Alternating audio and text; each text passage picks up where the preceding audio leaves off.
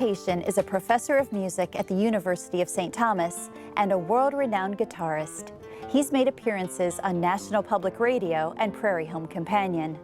Cation visited Prairie Public with fellow musician David Jenkins.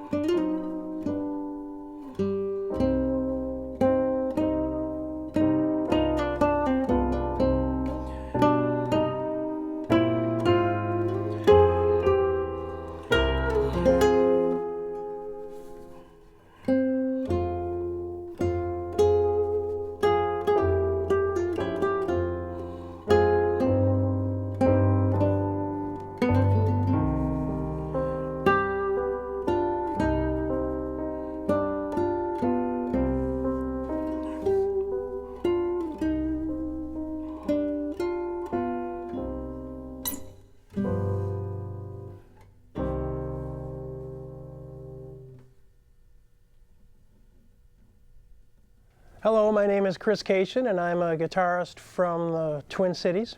I'm a professor of guitar over at the University of St. Thomas, but I'm also a soloist in addition to being a teacher. I've been lucky enough to play on most of the continents of the planet.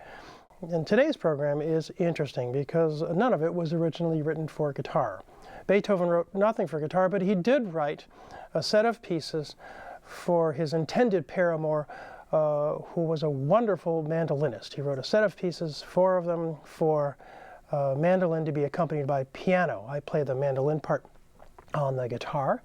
And what's so interesting about these pieces is that it's not music that one hears the guitar do. It's a kind of a Viennese romantic style that is not common for any kind of guitar music, though the guitar was so very popular in Vienna in the late 1700s. Particularly, however, this is Beethoven at his sort of pop music, folk music earliest roots. He is a young man in love, and he wrote some very melodramatic and histrionic and emotional pieces. Well, we know Beethoven is certainly interested in complex emotions. Here is Beethoven at his most callow and feckless, emotions on his sleeve compositional style. So the first one is very moody. The second, or the other Beethoven piece that we do, is really Beethoven channeling his neighbor Franz Schubert. It's really a song, even though there were no words ever written. It was mandolin and piano once again.